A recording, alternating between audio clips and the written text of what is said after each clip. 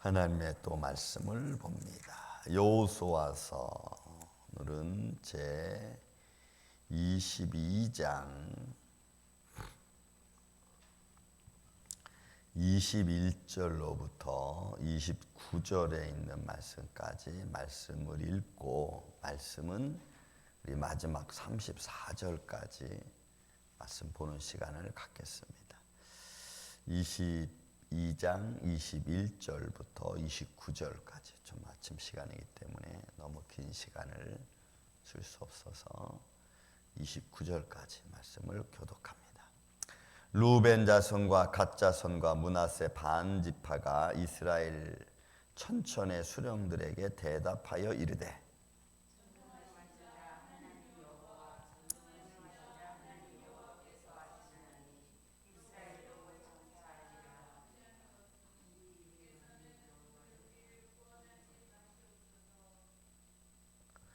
우리가 제단을 쌓은 것이 돌이켜 여호와를 따르지 아니하려 함이거니와 또는 그 위에 번제나 소제를 드리려 함이거나 또는 화목제물을 드리려 함이거든 여호와는 친히 벌하시옵소서. 우리가 있어서 저리하고 이같이 하여 곧 생각하기를 후일에 너희의 자손이 우리의 자손에게 말하며 이르기를 너희가 이스라엘 하나님 여호와와 무슨 상관이 있느냐. 너희 루벤 자손 갓 자손아 여호와께서 우리와 너희 사이에 요단으로 경계를 삼으셨나니 너희는 여호와께 받을 분깃이 없느니라 하여 너희의 자손이 우리 자손에게 여호와 경외하기를 그치게 할까 하여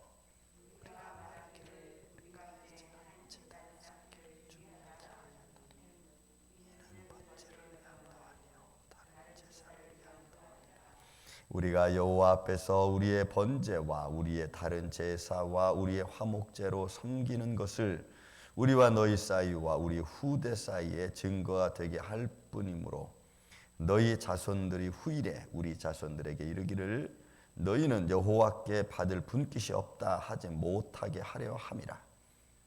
우리가 말할거니와 만일 그들이 후일에 우리에게 우리 후손에게 하지 말하며 우리가 말하기를 우리 조상이지 여호와의 제단 모형을 보라.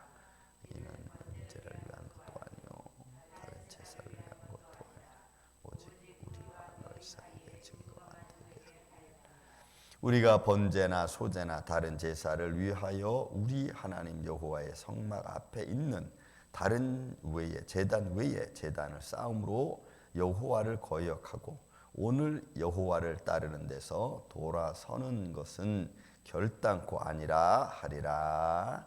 아멘.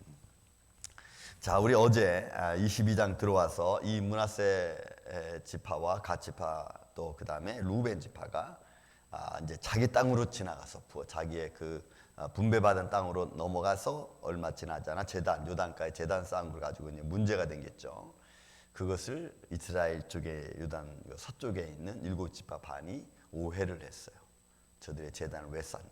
그래서 그것 때문에 바알부올의 이야기를 하고 세라의 아들 아간의 이야기를 하면서 제단에 대한 또 하나님을 범죄했을 때 나타날 상황이 어떤 것인지를 그들이 이야기했습니다. 자, 이제 그 말을 다 듣고 21절부터 오늘 이 34절까지는 딱 두 가지입니다. 하나는 아니라는 것을 증명하는 것과 그 다음에 그것을 확인하고 이제 다시 한번 당부하고 돌아온 장면이 사실 말씀 전체에 대한 이야기입니다. 근데 먼저 이 말씀을 앞절에 있는 말씀 보면은 확인하는 작업이죠. 이거 왜 지었냐? 그랬더니 이제 루벤 자손과 갓 자손과 므낫세 반 지파가 이스라엘 천천 수령들에게 대답하 이르되 해서 이스라엘 이 서편에 있는 일곱 지파 반에 대하여 이제 변명하는 겁니다. 변명이라기보다는 이제 이것을 지은 이유를 이제 이야기를 하는 것이 오늘 본문에 있는 말씀입니다. 자, 먼저 이야기하는 것이 뭡니까? 이 제단을 쌓은 것, 그 다음에 이 제단을 쌓기 전에 전능하신 하나님, 그리고 이 본문에 있는 말씀, 전능하신 하나님, 전능하신 자 여호와, 우리 그 하나님 앞에 우리가 장차 우리 이스라엘 대하여 이야기해주고 싶다 이야기를 합니다. 그러면서 여러분 24절에 이제 아주 중요한 말씀이 하는 겁니다. 우리가 목적이 있어서 주의하고 이같이 하였노라. 목적이 있어서 주의해서 이 일을 행했는데 그것이 어떤 이유냐면 후일에 후일에 생각하기를 후일에 너희의 자손이 우리 자손에게 말하여 이르기를 너희가 이스라엘 하나님 여호와와 무슨 상관이 있느냐 이렇게 말할 것이 두려운 거죠. 왜? 요단을 경계로 해가지고 이쪽으로는 이미 아브라함 시대에 암몬 자손이 있고 그 다음에 그 밑으로는 모압 자손이 있었습니다. 그리고 사해 지방 더 밑으로는 여러분 에돔이 있습니다. 그러니까 요단을 중심으로 해서 이쪽 서쪽으로 넘어온 7지파 반, 시간이 지나면 지날수록 요단이 경계가 되니까 이 므낫세 반지파, 갓지파, 루벤 지파와 이스라엘 백성들과 점점 멀어지겠죠. 시간이 지나면 지날수록. 그래서 후일에 우리 자손들이 또 너희의 자손들이 우리의 자손을 향하여 우리의 자손이 너희를 향하여 여호와 하나님을 섬기는 것에 대하여 분깃이 없다. 이렇게 말할 것 같다. 시간이 지나면. 그러니까 이들은 벌써 먼 미래를 바라보고 사실은 이를 준비한 거예요. 그래서 여호와와 무슨 상관이 있느냐 이제 그렇게 말할 것 같아서 25절 말합니다. 또 너희 루벤 자손과 갓 자손아 여호와께서 우리와 너희 사이 요단을 경계로 삼으셨나니 너희는 여호와께 받을 분깃이 없느니라. 이게 이제 후손들이 하는 말이죠. 어떤 하나님의 축복이 있고 하나님 축복을 같이 나누어야 되고 어떤 분깃을 나눌 때 너희의 후손들이 이쪽 우리를 향해서 이렇게 말할까 사실 두려운 거예요. 그래서 또 말하기를 너희의 자손이 우리 자손에게 여호와와 경외하기를 그치게 할까 하여 우리가 말하기를 우리가 이제 한 제단을 쌓기를 준비하자. 그러니까 이거는 너희와 우리와 한 부족이고 또 하나님이 한 섬기는 또 집하고 이런 것들을 기념하기 위해서 한 제단을 우리가 쌓기로 이렇게 준비를 했다. 이야기를 지금 하고 있는. 그래서 여러분 우리가 이런 이 말씀을 보면서 또 얘기하지만 우리 믿음을 후대에 남기는 게 여러분 참 중요합니다. 옛날에 우리 할아버지는 이렇게 섬겼는데 또 우리 아버지는 우리 엄마는 할머니 이렇게 섬겼는데 근데 우리는 지금 아무것도 아니면은 그러면 무슨 의미가 있겠어요? 여러분 믿음의 유산을 받고 그 자손들이 믿음으로 살아가는 것이 여러분 가장 축복된 일인 줄로 믿습니다. 그 믿음의 유산이 너무너무 중요한 거죠. 그런 이야기는 성경에 너무나 많이 나와 있습니다. 디모데 같은 경우에도 바울이 디모데 신앙을 칭찬하면서 야, 너 그 믿음이 너희 할머니, 너희 어머니 그리고 너에게 왔다. 그 믿음이 청결한 믿음, 그 다음에 양심에 참 청결한 그런 믿음인 것을 바울이 디모데를 향하여 증거하는 것도 볼 수가 있죠. 자, 그러기 위함이라고 지금 이야기하는 거죠. 여러분 27절에도 보세요. 우리가 여호와 앞에서 우리의 번제와 우리의 다른 제사와 우리의 화목제로 섬기는 것을 우리와 너희 사이와 우리 후대 사이에 증거가 되게 할 뿐이로서 너희 자손들이 후일에 우리 자손들에게 이르기를 너희는 여호와께 받을 분깃이 없다 하지 못하게 하려 함이라. 그게 뭐예요? 제사 제도가 같은 거예요. 내가 섬기는 하나님 여호와, 우리가 섬기는 여호와 하나님하고 똑같다. 번제 드리는 것, 또 그 다음에 제사 드리는 것 똑같다. 이것을 다 가르쳐 주기 위함이라는 것을 지금 상기시켜 주고 있는 거예요. 그리고 또 여러분 28절에 말합니다. 또 뭘 얘기하냐면 이제 제단의 모양에 가서 이야기해요. 우리가 말하였거니와 만일 그들이 후일에 우리에게나 우리 후대에게 이같이 말하면 우리가 말하기를 우리 조상이 이 지은 여호와의 제단 모양을 보라. 이는 번제를 위한 것도 아니고 다른 제사를 위한 것도 아니라 오직 우리와 너희 사이에 증거만 되게 할 뿐이라. 그 제단을 쌓고 근데 그 제단이 우리가 뭘 다른 제사를 드리기 위함이 아니고 다른 신을 섬긴 것도 아니고 우리가 드리는 제사나 당신들이 제사나 이거 똑같다. 봐요? 뭐라 그래요? 너희와 우리 사이에 증거만 되게 할 뿐이라. 이런 의미를 가지고 우리가 이 제단을 쌓았다라고 지금 이 두 지파 반이 7지파 반에게 지금 이야기를 하고 있는 겁니다. 여러분 이런 것들이 우리 삶 속에 신앙을 같은 모양으로 갖는 게 중요하죠. 지금 세계는 자꾸 단일 종교화시키고 있고 구원이 예수 외에도 구원이 있다고 자꾸 말하잖아요. 여러분 결론도 중요하지만 그 결론을 이끌어가기 위한 방법론도 굉장히 중요한 겁니다. 그래서 예배의 방법도 굉장히 중요해요. 앞으로 어떤 예배가 획일화될 수도 있겠죠. 획일화될 수도 있습니다. 뭐 단일 종교가 나와서 지금 막 세상 정부에서 말하는 것처럼 그런 식으로 말하면 여러분 예배 드리는 방법이 같고 또 예배 드리는 어떤 신앙과 생각이 같게 자꾸 이렇게 획일화 시켜가면은 그러면 이제 문제가 생길 수 있죠. 여러분 구원이 예수 외에 다른 데는 없다고 성경은 정확히 얘기하고 있습니다. 그런데 세상 사람들은 자꾸 다른 데서 구원을 찾으려고 하고 있잖아요. 그러니까 여기 지금은 이 두 집합 반은 이 제단은 당신들이 드리는 여호와께 드리는 제사나 우리가 드리는 제사나 이거 똑같은 거다. 그것을 증거하기 위한 거지 다른 제단이 아니다. 다른 모양으로 만든 게 아니다. 여러분 우리가 하나님을 살아계신 하나님을 바로 가르치고 또 살아계신 하나님께 바로 예배하는 것은 여러분 성경을 통해서만 우리가 가능합니다. 여러분 믿습니까? 성경이 부정되면은 자유주의 학자들을 통해서라든지 아니면 세상의 어떤 이상한 학문을 통해서든지 이상한 종교 방법을 통해서라든지 성경을 통하지 않은 예배, 성경을 통하지 않은 말씀은 우리는 철저하게 잘 구분해내야 됩니다. 분별해내야 돼요. 그리고 29절에도 마지막 절에 말합니다. 오늘 여호와를 따르는 데서 돌아서는 것은 결단코 아니하리라. 이거는 부정불변사예요. 이 단어가 이 할랄레라고 하는 이 단어 자체는 이 행위에 대한 가장 강한 부정을 말합니다. 그러니까 우리가 행한 것에 대해서 절대로 변하지 않겠다라고 하는 아주 강한 부정을 하는 거예요. 그러니까 지금 두 집합 반이 우리가 행한 이 제단 쌓은 것은 절대로 우리가 여호와 하나님을 부정하려고 하는 것이라 오히려 반대로 여호와 하나님을 향한 제사나 이런 것들이 변하지 않기 위해서 우리 후대에게 가르쳐 주기 위해서 이거 만든 거다 이렇게 이야기를 하는 거예요.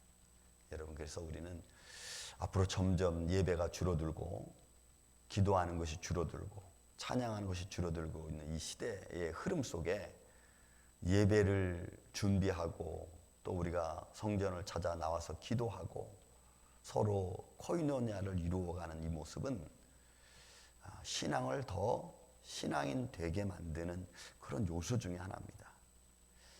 마치 세상이 이런 주류를 막 흘러가고 있는 이런 과정 속에서 흐름 속에서 예배 안 드리는 것이 뭐 더 학문적이고 더 지식적이고 더 잘난 신앙처럼 보이는 듯한 그런 뉘앙스를 가지고 말하면은 여러분 절대로 안 돼요. 그런 것이 마치 예배를 더 안 드리고 이런 것이 더 낫고 뭐 이런 이 팬데믹을 통해서 이런 모양과 이런 말을 하는 것은 여러분 그게 더 고귀하고 또 신앙이 잘났고 더 지식적이고 더 뭐 학문적이고 더 고귀한 것처럼 보여지는 그런 듯한 모습은 오히려 이런 거 무지한 겁니다.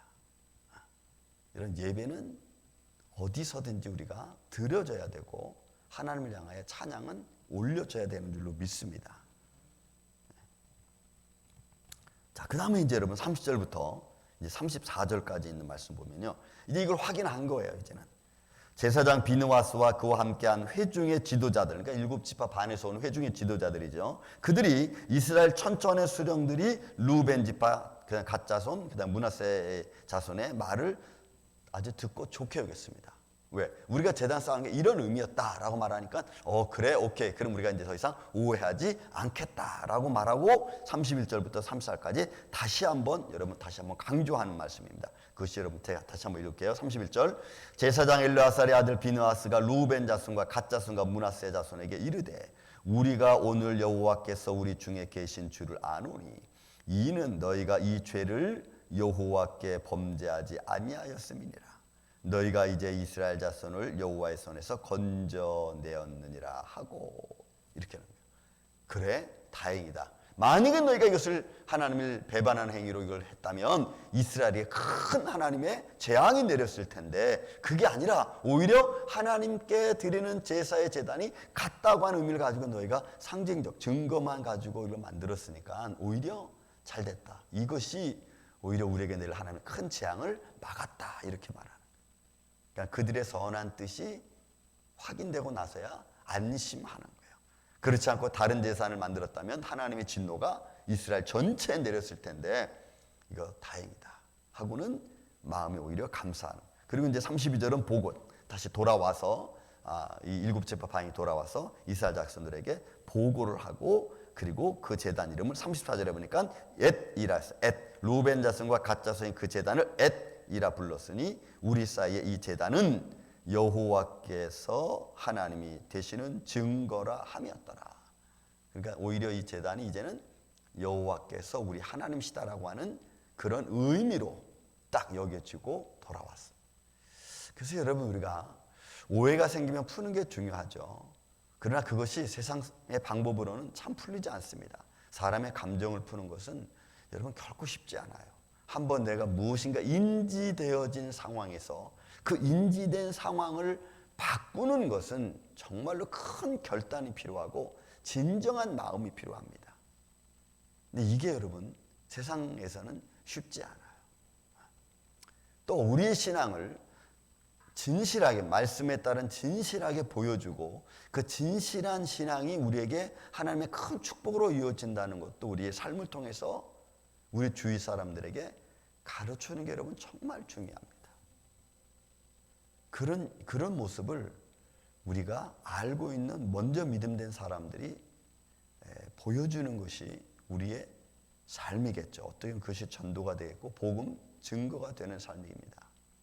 여러분, 이제 시대가 점점, 금방 전에도 말씀드렸지만 세상 사람들은 물론 사회적 팬데믹이라고 하는 사회 속에서 바이러스 때문에 서로가 두려워하고 근심하고 걱정하고 또 문제를 야기시키지 않기 위해서 이런 조심하는 건 좋습니다. 그런데 그 조심하는 것이 마치 더 우월적이고 더 학문적이고, 그것이 그렇게 해서 예배를 안 드리고 교회 안 가고 안 모이는 것이 그것이 더 신사적인 것처럼 생각한다는 것은 이건 오해예요. 그건 잘못된 생각입니다. 여러분, 하나 더 예를 든다면 이런 겁니다.